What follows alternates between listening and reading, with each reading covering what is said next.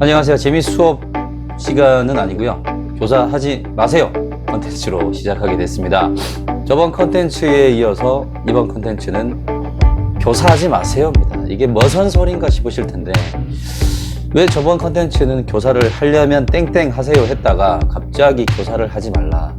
사실 이것도 오늘 교사하려면 땡땡 하세요의 컨텐츠 연장선상입니다. 오늘 제목은 교사하려면 땡땡 하세요. 땡땡에 들어갈 마음 단디 먹으세요 이겁니다. 제 컨텐츠 원칙이 자극적인 소재는 좀 지양하자는 원칙이 있었는데 오늘 썸네일부터 해서 좀 조언 아닌 충고 좀 하려고 합니다. 여러분들 쓴소리 한번 할게요. 다시 한번 말씀드리지만 제가 이번 진로 관련 컨텐츠를 하는 이유가 구독자 여러분에게 좀 도움을 드리려고 합니다. 대부분 중고등학생들이 구독을 많이 눌러주셨는데 베리 감사합니다. 380명 정도 됐는데 정말 감사드리고요. 제가 도움을 드리고 싶은 이유는 딱 여러분들 나이일 때 제가 진로에 관한 제대로 된 조언을 못 받았어요. 중3에서 고등학교 진행할 때랑 고1에서 고2 문이과 선택할 때 제대로 된 조언을 받은 적이 없습니다. 이과 간 것도 아는 형이 이런 얘기를 한 거예요. 남자라면 이과 가서 빨리 취업해가지고 돈 잘 벌어야 된다. 이 문과가 남자 뭐 할 거냐 이런 단순한 조언만 듣고 그냥 선택한 것 같아요. 그래서 이런 설명들이 없어가지고 지금 생각해보면 제 미래를 결정하는 데 있어서 정말 생각 없이 선택한 순간들이 꽤 많다고 생각이 들었습니다. 그래서 이런 컨텐츠로 조금이라도 여러분들에게 알려드리고 싶습니다. 오늘 이 얘기를 하게 된 이유는 제가 2016년 한국고용정보원에서 발표한 통계조사 자료가 흥미로웠기 때문이에요. 이 통계 자료에 입각해서 오늘 좀 말씀을 드리려고 합니다. 주관적인 어떤 그런 내용은 아니고 통계를 바탕으로 여러분들이 잘 참고하셔가지고 미래 유망 직종을 잘 선택하셔서 잘 먹고 잘 살라는 의미에서 이런 컨텐츠를 만들게 되었습니다. 자, 그래서 표를 같이 한번 보면서 얘기를 해보도록 할게요. 보여드리고 싶은 자료를 가지고 왔습니다. 취업률 상위 10개 학과. 굉장히 중요한 정보라고 생각이 듭니다. 여러분들 한국고용정보원에서 만든 건데요. 순위를 한번 보겠습니다. 1위부터 10위까지 일단 나와 있는데 일단 취업률 한번 보세요. 졸업하자마자 취업률이 90.5%. 10명 중에 9명은 취업한다는 얘기예요. 1명만 실업자가 된다는 얘기입니다. 자, 주로 계열을 보시면 주로 의학 계열이에요. 보시면 이렇게 의학 계열 3대장 등장. 그 다음에 공학, 이과적, 간호학과도 의학 계열입니다. 그 다음에 재활학과, 간호학과도 역시 간호학과 관련된 임용이 있습니다. 재활학과, 그 다음에 이거는 꼭 굳이 임용이 아니더라고 하더라도 그냥 사설 병원에 간호사로 들어가는 경우도 많고요. 여기도 의료 계통, 물리치료학과, 작업치료학과, 작업치료학과도 선생님 알기에는 의학, 여기도 의학입니다. 의료공학이고요. 기계공학, 이과 중엔 유일하게 10위권에 딱 이렇게 위치를 차지하고 있습니다. 이과 중에 유일한 게 아니라 공과 대학 중에서는 좀 유일하게 있다고 생각이 드네요. 사실 이제 물리치료학과도 이과고요. 거의 다 이과 계열입니다. 이과 계열이 취업이 잘 된다 이런 걸 보여주고 있다는 생각이 또 들고요. 자, 두 번째는 이제 의학 계통을 빼고 한번 보겠습니다. 의학 계통 빼고 봤는데 해양공학과, 기계공학, 수의, 항공, 유아교육. 드디어 여러분들 교사 관련된 직종이 나왔습니다. 자, 유아교육과. 자, 그 다음에 이제 전자공학, 전기공학, 이과 계열이죠. 그렇죠. 주로 공대 쪽. 자, 초등교육과도 나왔습니다. 저번에 이제 말씀드렸다시피 교대 입학하기는 어렵다고 말씀드렸죠. 교대 입학하기가 어려운 이유는 수능 등급 컷이 상당히 높은 컷에 형성이 되어 있다. 상위 교대는 1등급 컷 정도 맞아야 되고요. 근데 이제 졸업을 하면 교대 임용 경쟁률이 전반적으로 낮기 때문에 취업이 잘 되는 걸로 보입니다. 반도체 세라믹 공학과, 자동차 공학과 등이 있네요. 자, 이렇게 봤고 이제 조금 우울한 취업률로 가보겠습니다. 취업률 하위 10개 학과입니다.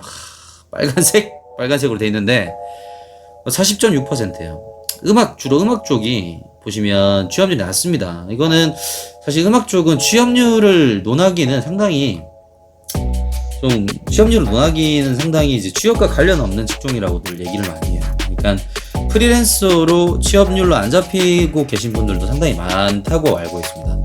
40%라는 얘기는 뭐 10명 중에 6명은 실업자라는 얘기. 자, 드디어 교대 말고 사대가 등장했습니다. 사회교육과 눈물이 나네요. 10명 중에 거의 과반수는 백수가 되고 4명 정도만 합격한다. 언어교육과 여러분 아시죠? 국어, 영어, 제2외국어, 프랑스어, 뭐 중국어, 뭐 다양합니다. 작곡, 인문교육도 있네. 인문교육은 철학이나 종교, 뭐 윤리교육 이쪽이겠죠. 자, 사회교육보다는 조금 높네요. 도찐개찐입니다. 솔직히 1% 좀 못하고 해가지고 크게 달라지는 거 없고.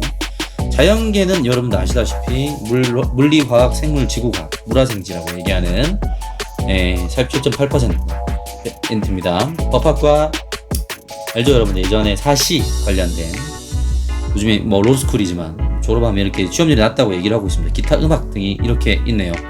자, 이렇게 살펴봤는데 여러분들 이거 보면서 어떤 느낌이 드셨는지, 어떤 감정으로 보셨는지 상당히 궁금합니다. 다음으로 넘어가겠습니다. 자, 우리가 이제 방금 통계 자료를 봤습니다. 근데 이제 통계 자료 실상 파악을 해야 돼요. 첫 번째는 취업률 공식은 취업자 더하기 실업자분의 취업자 수였어요. 근데 여기서 우리가 어떤 실상을 파악해야 되냐면, 우리나라 취업자는 일주일에 1시간만 일해도 취업자로 분류가 됩니다. 그리고 실업자는 일할 의사와 구직 활동을 해야 한다는 조건인데, 이거는 졸업 대상자를 대상으로 했기 때문에 비경제 활동 인구가 다 빠졌어요. 그래서 즉 졸업자 모두 실업자 혹은 취업자로 분류한 거라고 보시면 됩니다.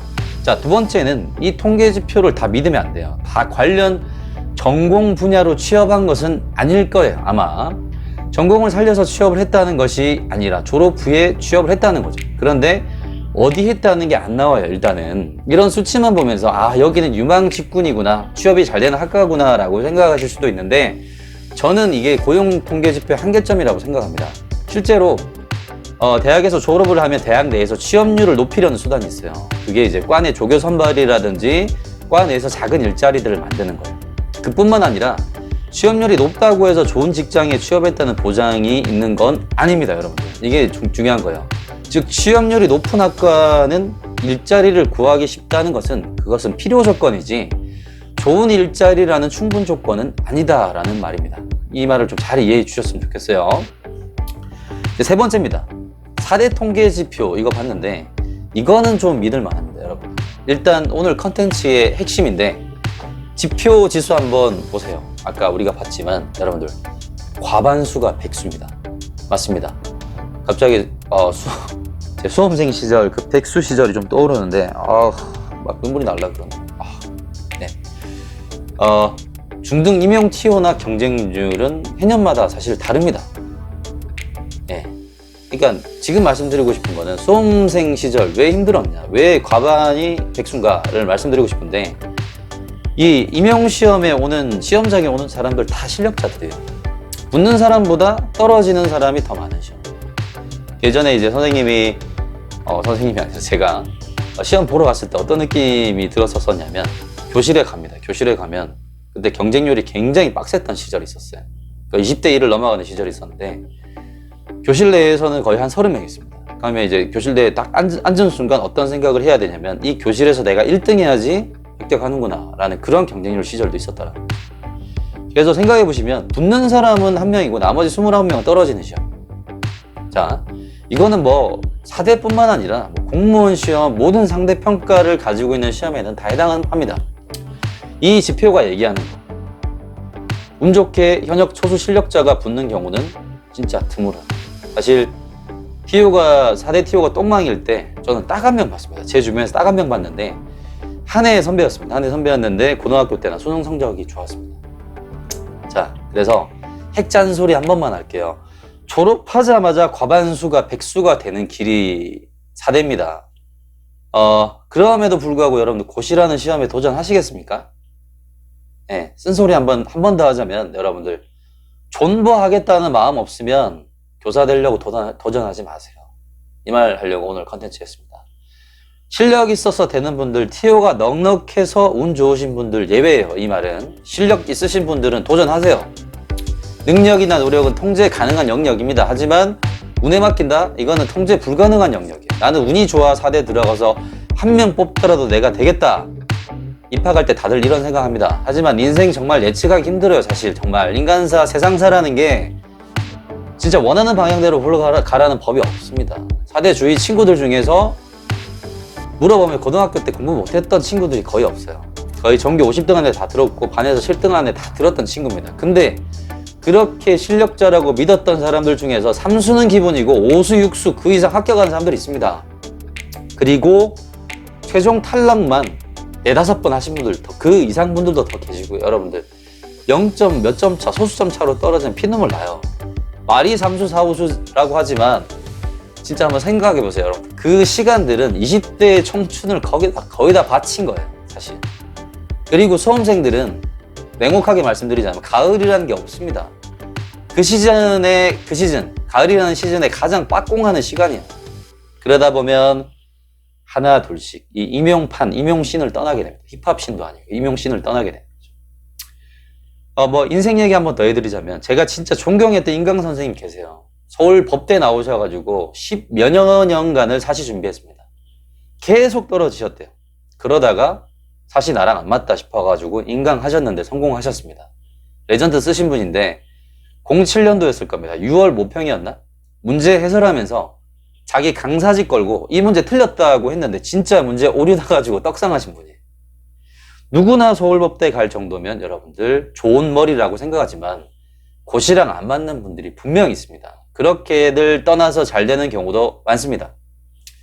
네 번째 꿀팁입니다. 그렇다고 여러분들, 선생님, 내가 여러분들에게 포기라고 말하는 게 아니라 여러 통계 지표를 가지고 얘기를 좀 드리고 싶지만 사실 수험생이라는 영역은 양적 통계 지표라는 그 지표 자체가 좀 무의미해요. 왜냐하면 실은 수험생들의 경험담이나 질적인 자료가 더 중요한 부분이라고 생각합니다. 주위에서 봤던 사람들의 얘기나 제 경험을 바탕으로 얘기를 좀 드리려고 합니다. 사후수 최탈 경험하다 보면 세상이 미워집니다, 여러분.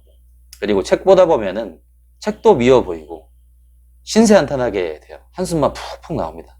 사실 저는 책 집어 던진 적도 있고요. 책 다 갖다 버리고 싶은 적도 있었어요. 그리고 반복적으로 이 실패하다 보면은 내가 이 길이 맞는가라는 생각도 들기도 마련입니다. 근데 이제 여기서 꿀팁은 포기하지 않아야 될 분들은 제가 알려드릴게요. 첫 번째는 합격권이랑 큰 점수 차가 나지 않을 때, 그리고 시험을 보고 난 다음에 시험 후에 자기가 어떤 점이 부족한지 반성하고 메꿔 나갈 수 있는 분들이라면 계속 도전하길 추천합니다. 그런데 이런 분들은 좀 비춥니다. 평생 살면서 책상에 오래 앉아 있었던 적도 없고 오래 뭔가 하나에 매진해 본 적 없으신 분들은 과거를 쭉 한번 돌이켜 보세요. 할 수 있을까 없을까 한번 생각해 보십시오. 이런 분들 도전 안 하는 거 추천드립니다. 그리고 과거에는 내가 공부를 많이 안 했지만 열심히 노력하면 잘 될 거다, 해보겠다 마음 가지신 분들은, 이런 분들은 한번 도전은 한번 해보세요. 근데 자기를 조금씩 변화시키는 게 그것도 쉽지만은 않을 겁니다. 자, 5번째는요. 사대생들은 다른 분야로 취업이 잘 안 된다. 요거는 이제 다음 컨텐츠에서 좀 얘기를 해보고 싶은데 그건 아닙니다. 케바케인데 잘된 케이스부터 말씀을 드리자면 여기 뭐 제가 4대에 나왔던 제가 아는 사람 3명 정도가 있습니다. 네. 그 케이스를 좀 소개하자면 다음 시간에 말씀드릴게요. 일단 제일 잘된 거는 저보다 1살 어린 친구인데 지금 서울 S전자 본사 과장하고 있습니다. 두 번째는 M사 화재보험 관리직 하고 있고요. 세 번째는 언론사 취업 후에 지금 비민족이라는 또 회사에 취업해서 잘 살고 있습니다. 자, 4대라고 해서 무조건 취업이 안 되냐, 또 그런 것도 아니라는 사실을 좀 알려드리고 싶고요. 아무튼 결론, 4대를 꿈꾸는 친구들에게 오늘은 장밋빛 이상만 전달할 수는 없었습니다. 그래서 그 과정이 순탄하지만은 않다라는 말 좀 전하고 싶었고요. 확실한 것은 교사가 되면 일단은 일반 기업보다 일반적으로 근무 환경이 좋다는 평가가 많습니다. 사실 공립교사를 기준으로 말씀을 드리자면 신분이 보장되고 일반 기업처럼 문제를 해결해야 하고 성과를 내야 하는 압박이 없기 때문에 장밋빛 직업이라고도 얘기를 많이 하는데요. 그렇다고 학교라고 해서 무조건 좋은 것은 아니고 학교 내에서도 분명 기피한 업무가 있습니다. 그럼에도 불구하고 저번 시간에 말씀드렸던 교사가 중고등학생들의 희망 순위 1위라는 이유는 아마도 중고등학생들이 더 잘 알 거라고 생각합니다. 그래서 교사가 되고 싶은 만큼 학교에서 선생님들이랑 잘 지내셨으면 좋겠고요. 또 교권을 존중하고 또 학생들의 권리를 존중하는 선생님이 되셨으면 좋겠습니다. 현실은 이렇다라는 걸 좀 알아두셨으면 좋겠고, 결국 마지막 교훈, 여러분들 존버 하실 분들은 도전하시고요. 존버가 힘드신 분들은 깔끔하게 포기하고 다른 길을 알아보시면 좋을 것 같습니다. 마지막으로 이제 오늘 글 마무리하려고 합니다. 컨텐츠 마무리하려고 합니다. 생각해봤어요. 진정한 꿈은 뭐냐? 진정한 꿈은 즐거움만이 가득한 쇼핑이 아니라 자신을 다독이고 붙잡아 나가는 과정에서 이루어지는 위대한 여정이다 라고 마지막 이 말을 하면서 오늘 컨텐츠 마무리하고 싶습니다. 여러분들 꿈의 진정한 승자가 되셨으면 좋겠습니다. 감사합니다.